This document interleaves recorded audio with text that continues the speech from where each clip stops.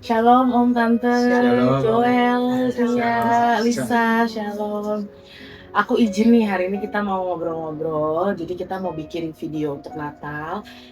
Aku percaya lewat perjalanan hidup Om Tante bersama anak-anak, cerita dari kehidupan Om Tante pasti bisa memberkati dan menguatkan jemaat-jemaat yang akan menyaksikan video ini ya.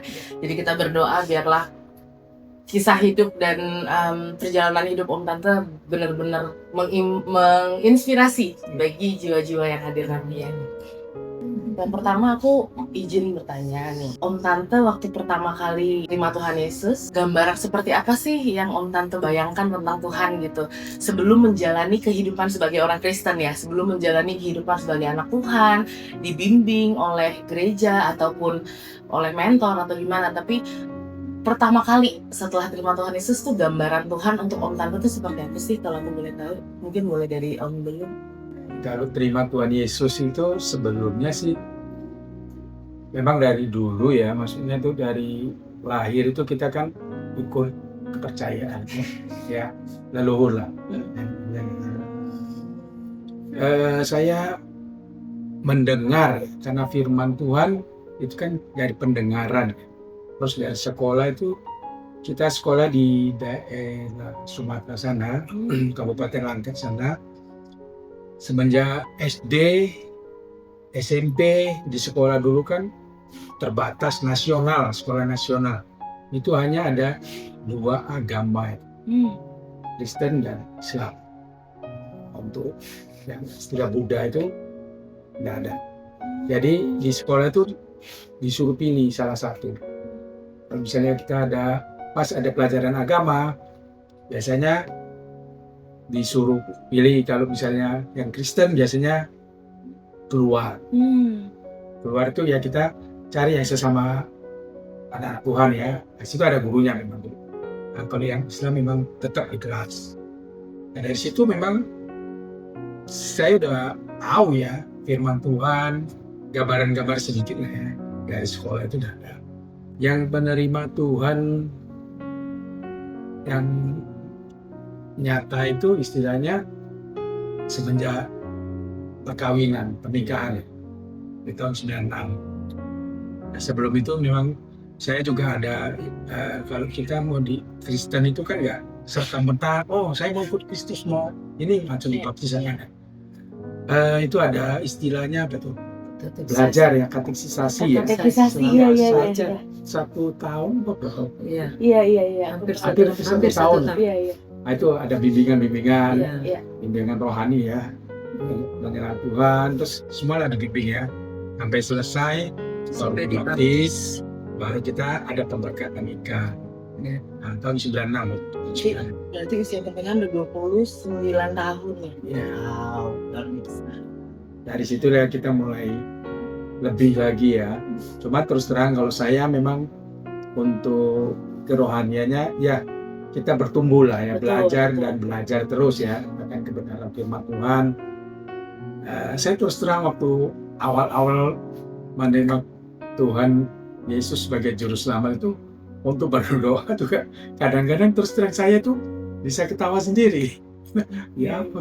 Ya karena apa ya, tapi saya tetap belajar gitu ya, belajar doa aja agak, kalau saya doa selalu gini, mau tuh doa makan, doa apa ya, selalu saya ucapan pertama tuh kata-katanya Bapa kami dalam surga, baru nanti udah jalan baru oh ya dekati makanan ya. Sampai ya berjalan terus ya waktu ya terus belajar bisa hafal semua, doa belajar sampai amin bisa ya sampai sekarang ya saat ini ya lebih ininya sih lebih dalam lagi, lebih mendalam lagi tahun 2001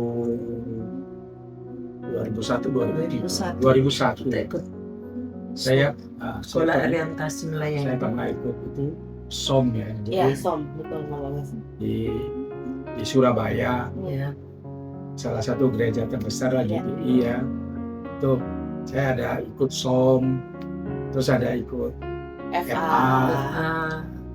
ya saya belajar lah dari komunitas. Memang komunitas ini sangat baik ya. Iya, jadi kalau aku boleh tahu nih, waktu tahun 96 Om sama Tante menikah, lalu Om mengenal Tuhan, yang Om bayangkan pertama kali tuh, menurut Om Tuhan tuh seperti apa sih Om? Kalau menurut saya sih Tuhan itu apa ya? Kasih gitu. Kasih. Karena saya percaya ya, saya mengalami sendiri ya, kita mengenal Tuhan itu karena Roh Kudus ya. Hari lepas hari kehidupan kita ya, karakter apa-apa kita tuh banyak dirubah. Ya dulunya agak ya kasar-kasar atau apa, pelan-pelan dirubah. Itu saya alami sendiri. Terus saya lihat juga Cece juga saya lihat ya, Cece saya, mama saya itu kan juga dulu mengenal Tuhan, ya puji Tuhan. Saya lihat juga ada perubahan seperti karakter apa, cara bicara, ada sukacita. Itu saya lihat sendiri, mama saya itu sukacitanya luar biasa. Waktu terima Yesus. Terima Tuhan Yesus ya. Walaupun udah lama sih ya, berapa tahun gitu ya. Tapi saya melihat sendiri mama saya ini penuh sukacita, suka happy, tawa. Itu saya lihat dari saudara-saudara, kakak, mama sama Cece ya, kakak itu. Saya lihat ada sukacita. Jadi berubah banget ya, maksudnya setelah terima Tuhan tuh ada ekspresi dalam diri yang berubah gitu ya, lebih ceria, lebih sukacita gitu. Kalau Tante sendiri, menurut Tante waktu 29 tahun yang lalu pertama Tuhan Yesus persatukan menjadi sebuah keluarga gitu ya, gambaran Tuhan menurut Tante Eli sendiri gimana tuh? Kalau saya tuh melihat Tuhan itu sangat ajaib. Jadi saya percaya, dan saya tuh pertama kali saya sungguh-sungguh ya, jujur saya dari kecil sudah Kristen, tetapi tidak sungguh-sungguh. Nah, setelah saya merasa Tuhan itu ajaib dalam hidup saya lewat berbagai macam masalah, ya mulai dari saya masih setelah SMA papa udah meninggal, terus saya berjuang sendiri. Di situ saya dibentuk sama Tuhan. Nah, di situ saya kemana-mana saya mesti cari gereja itu nomor satu, karena saya rantau kan. Jadi di situ saya dibentuk sama Tuhan, dan saya merasa Tuhan itu kok baik banget ya. Apa sih yang Tuhan tak mau ngasih? Cuman mungkin melalui proses ya. Jadi kita nggak selalu kita minta Tuhan ngasih, karena mungkin belum tentu itu yang terbaik. Belum tentu apa yang kita mau itu Tuhan bilang itu yang baik untuk kamu. Jadi saya merasa tuh Tuhan itu ajaib, luar biasa. Sampai hari ini saya merasa mujizat Tuhan tuh masih ada. Itu gambaran saya bahwa Tuhan itu ajaib. Iya, puji Tuhan. Thank you Tante. Nah, aku pribadi nih, aku kan kenal Tante Ria, anak-anak aku baru banget mengenal gitu ya. Tapi dari pertama kali Tante datang bersama anak-anak, aku tuh selalu kayak, wah, ini unity di antara Tante dan anak-anak menurut aku luar biasa sih. Mungkin kalau Om aku baru kenalan banget hari ini nih, jadi aku belum terlalu banyak ngobrol gitu. Tapi yang terpancar tuh dari Tante Ria, anak-anak itu tuh unity yang luar biasa buat aku. Ada sebuah support system yang luar biasa lah di antara Om, Tante, dan anak-anak gitu. Dan menurut aku nggak seluruh keluarga punya itu. Hari-hari sekarang tuh kasih dalam keluarga itu semakin hambar gitu. Nggak banyak lagi keluarga yang mau benar-benar saling support satu dengan yang lain, selalu ada untuk satu dengan yang lain. Banyak yang udah lebih sibuk sendiri dan lain-lain gitu. Tapi kita semua tuh merasakan gereja kami, HGBHOT, gereja kita itu sangat diberkati sekali dengan keberadaan Om, Tante, dan anak-anak, karena kita melihat unity dan kasih yang luar biasa. Dalam 29 tahun perjalanan rumah tangga ini kan pastinya tidak selalu mulus-mulus aja ya. Kadang-kala gambaran Tuhan, pertama kali kita lihat Tuhan itu selalu yang positif, selalu yang luar biasa gitu. Tapi berjalannya kita mengenal Tuhan, tantangannya kan juga sama luar biasanya. Jadi pasti banyak challenging lah gitu loh, momen yang membuat kita tuh teruji terus. Kalau aku boleh tahu nih, dalam membangun rumah tangga yang sampai hari ini semuanya baik, semua bahkan keluarga Om Tante boleh jadi berkat gitu ya. Ada nggak sih momen-momen dimana Om Tante merasakan titik nol yang sampai kayaknya kita udah nggak bisa lagi mengharapkan atau minta tolong sama manusia deh gitu. Kadangkala kalau kita butuh sesuatu terus manusia masih bisa tolong, itu kan mungkin ya levelnya masih belum terlalu berat lah gitu. Tapi ada kalanya dalam hidup tuh yang benar-benar turning point, jadi turning point karena kita udah nggak bisa lagi mengharapkan manusia gitu. Kalau aku boleh tahu dari Om Tante kira-kira ada momen seperti itu kah? Mungkin dari Om dulu boleh? Kalau menurut saya sih ya memang hidupnya kan naik turun ya, kan dinamis lah ya. Iya. Kalau saya merasa sih ya kita selalu berdoa ya. Doa itu kunci. Memang titik nol itu saya merasa sih ya mau dibilang titik nol ya nggak nol sekali ya. Tapi dalam hidup ya memang nol ya kan. Kita coba berusaha untuk istilahnya itu kita mau berjuang sendiri, ya kan? Kita mau berjuang sendiri. Saya pernah tahun 2001, 98 ya, saya cerita ke belakang ya. 98 saya kerja di salah satu perusahaan apa namanya itu Futures ya. 98 kan krisis moneter. Saya istilahnya PHK, terus disuruh pindah ke Jakarta. Nah, di situ juga pindah Jakarta kita berdoa ya. Ya puji Tuhan, dapat kemurahan Tuhan ya kan. Nah, saya pindah, tapi nggak lama, terus disuruh balik lagi. Katanya Surabaya, buka lagi 2001. Ya udah, kita tuh juga bergumul. Masalahnya kita bergumul, bagaimana cara kita punya alasan untuk minta pulang. Iya. Kita doa, Tuhan jawab.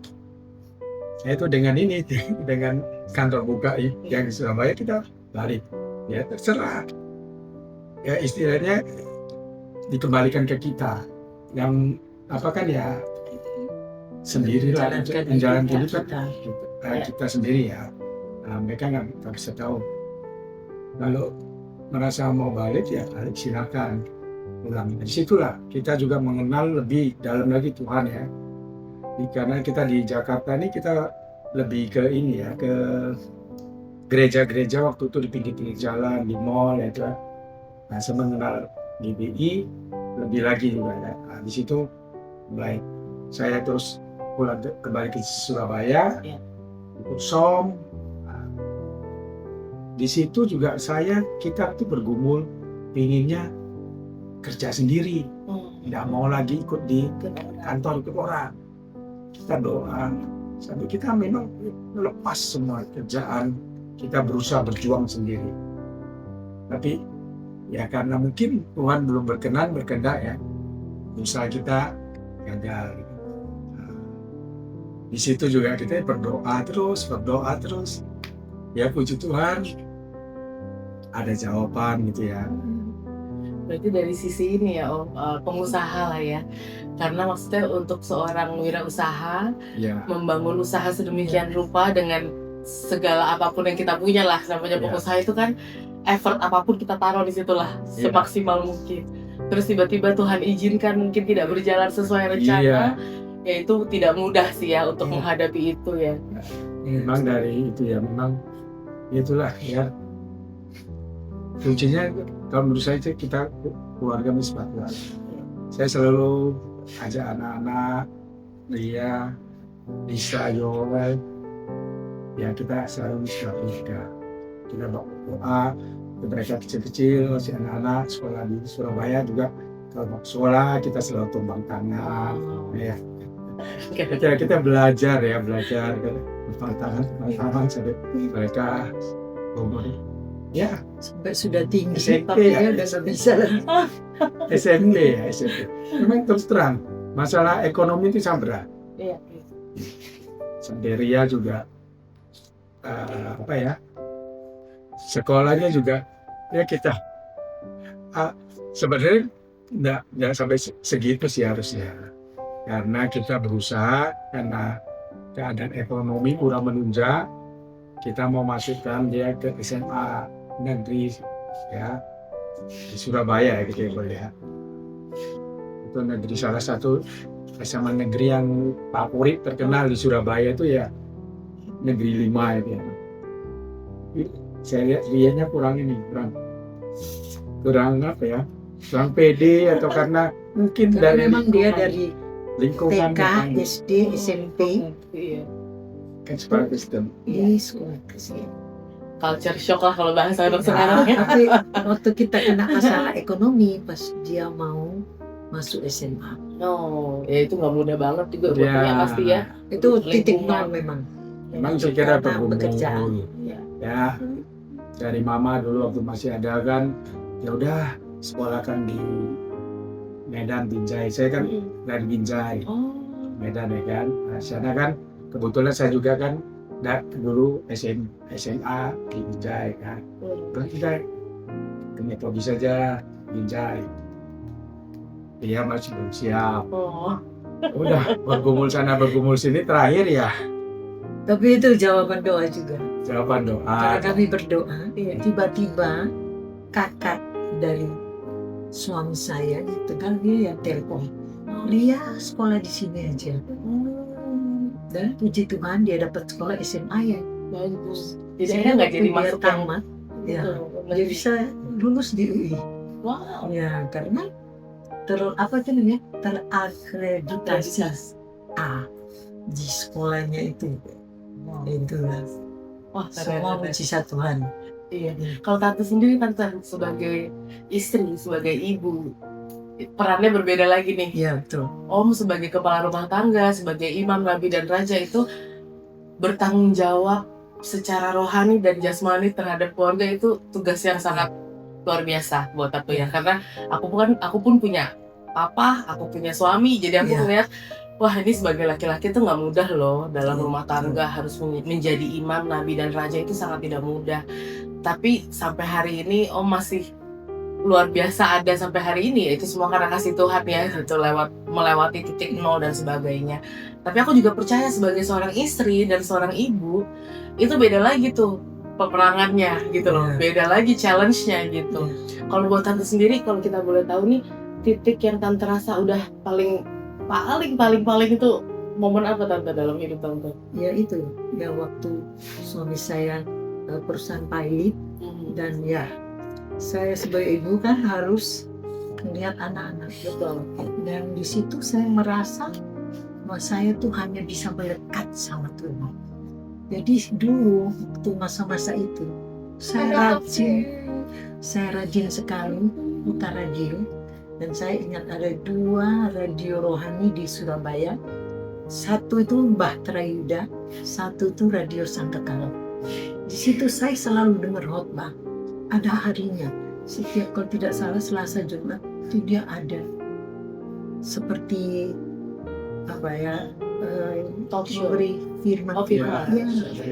Dan saya ikut dan saya catat nomor telepon Pak Pendetanya. Padahal saya tidak tahu. Saya Pak, tolong. Itu kekuatan saya itu cuma doa, jujur, cuma doa. Dan saya merasa kalau Tuhan izinkan sesuatu itu berarti saya harus lebih melekat sama Tuhan. Jadi saya tidak kemana-mana. Saya hanya dengar radio itu setiap ada khotbah. Saya telepon Pak, tolong doakan. Ya, karena masalah anak-anak. Saya bilang anak-anak saya gini dan suami saya lagi kena masalah ekonomi. Di situ memang itu titik nol kan itu. Tapi puji Tuhan, saya tuh bersyukur karena saya tidak pernah kemana-mana. Saya cuma lari sama Tuhan. Dan ada satu kesaksian saya yang benar-benar waktu pendeta dari radio itu mendoakan saya dan saya benar-benar diberkati ya. Berkati dan saya sudah bernasar. Kalau saya diberkati, saya ingin memberkati pendeta ini.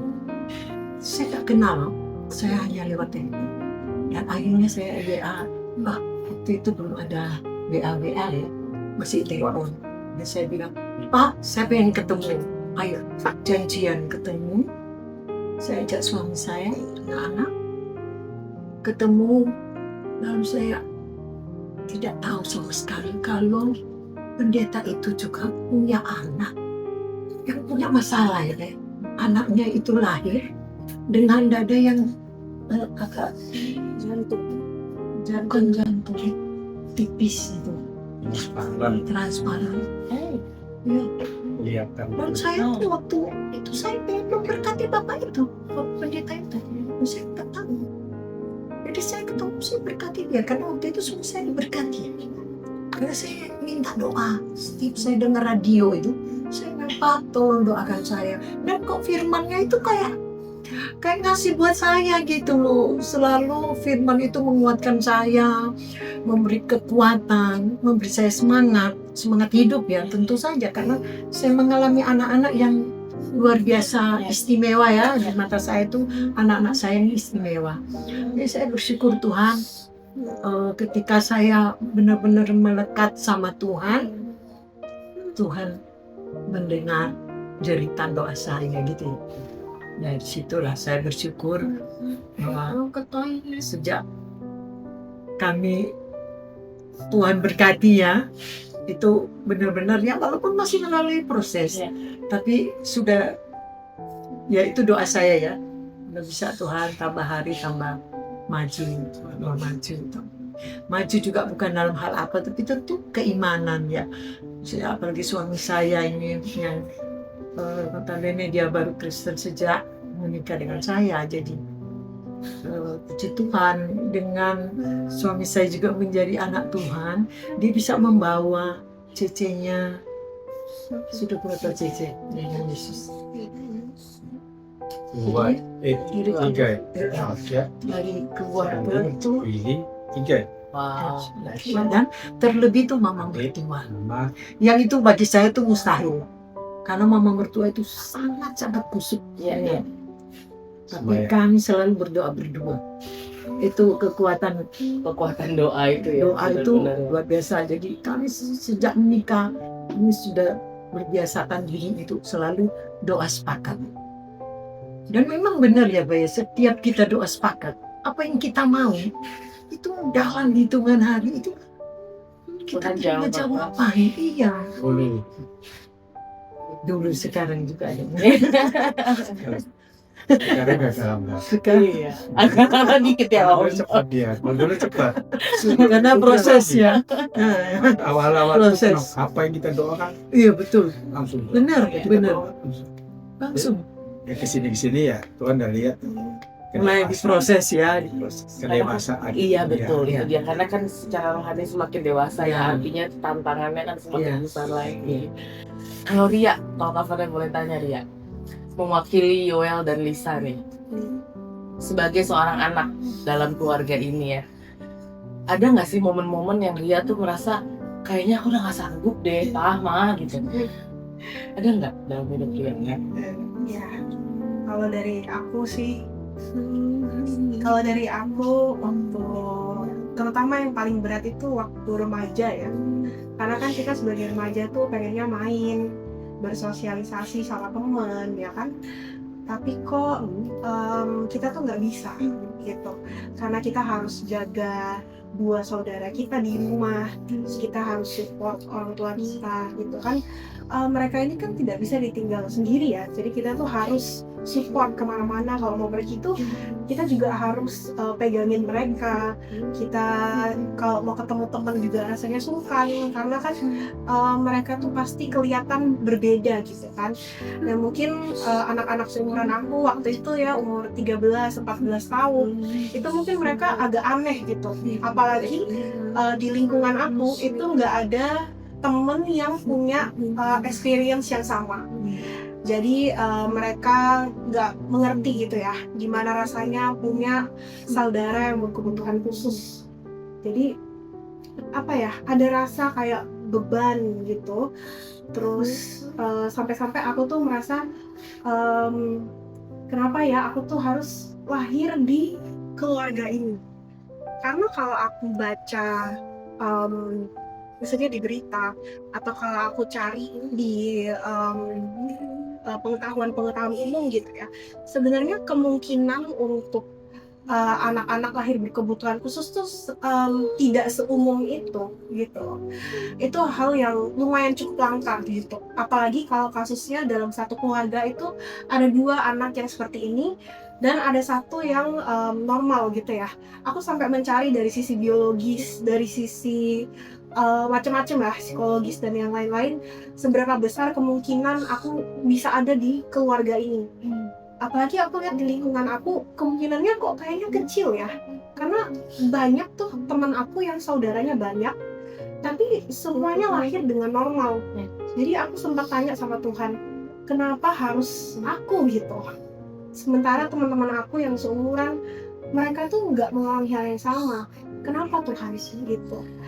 Tapi seiring berjalannya waktu ya, apalagi aku melihat papa dan mamaku itu justru dengan adanya Yoel dan Lisa itu mereka semakin mature gitu ya, semakin dewasa dalam Tuhan.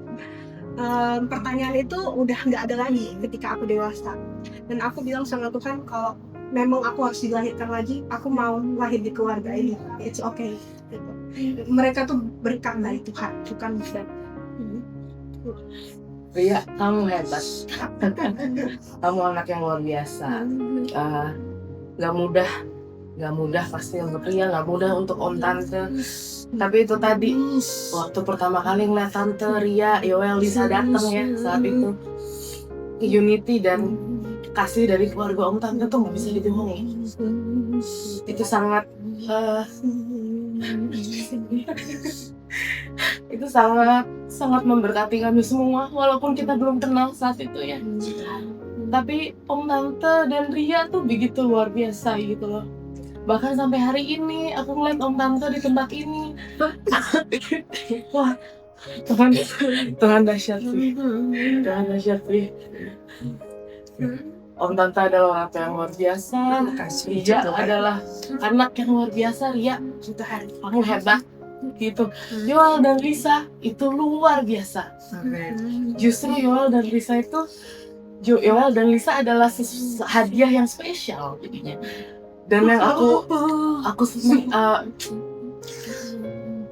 merasa kayak Om Tante dan Ria tuh nggak menganggap kondisi-kondisi yang tidak lazim seperti ini tuh sebuah beban. Mungkin banyak proses yang di belakang yang sudah dilalui, tapi ternyata proses itu menghasilkan keadaan di mana malah aku melihatnya Om Tante dan Ria tuh merasa dapat hadiah spesial gitu, yang melengkapi gitu. Dan statement Ria tadi, kalau aku ditanya mau dilahirkan lagi, kamu akan tetap pilih jalan yang sama, itu luar biasa Ria. Om Tante beruntung sekali punya anak-anak yang begitu luar biasa.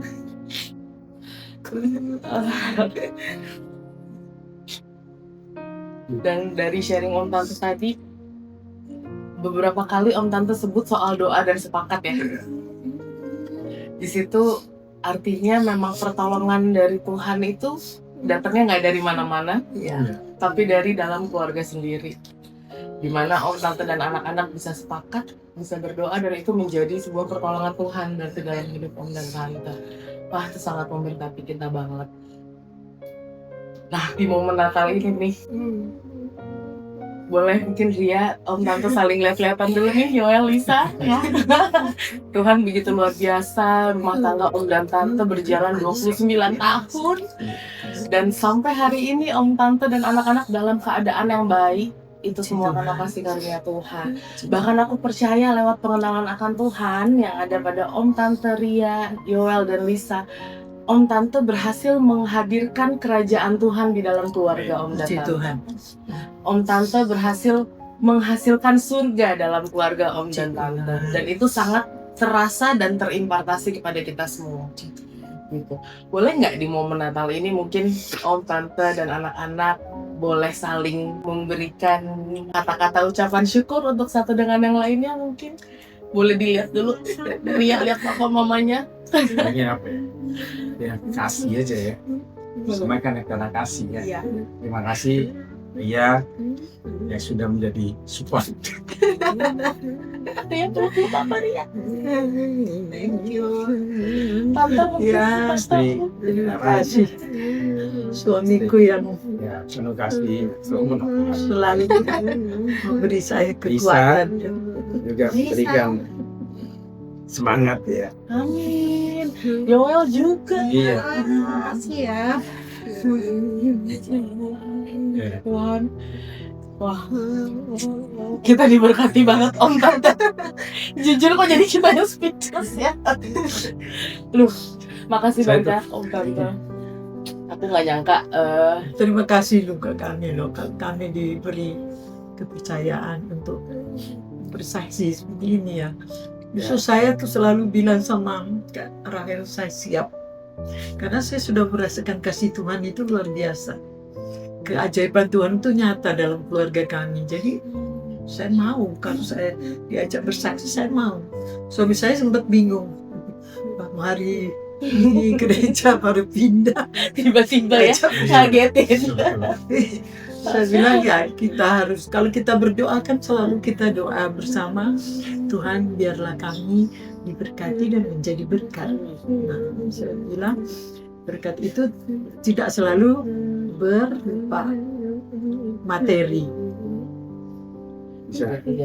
Terakhir mungkin sebelum kita selesaikan video ini, Iya. Ria boleh nggak mewakili Yoel dan Lisa? Ria lihat dulu papa mama yang begitu luar biasa ya, berjuang buat kalian anak-anak. Dipandang dulu papa mamanya. Ria mau ucapin apa sama papa mama? Kalau papi, Papi, Mami, terima kasih banyak sudah menghadirkan kami di dunia ini dengan kasih Tuhan, di dalam keluarga yang penuh dengan kasih, dan terima kasih sudah mengajari kami tentang Yesus. Amin. Karena kalau kalian nggak ajarin kami tentang kasih Yesus di rumah, mungkin kami juga nggak akan bisa sampai hari ini kuat, sampai hari ini saling mengasihi. Terima kasih banyak Papi sama Mama.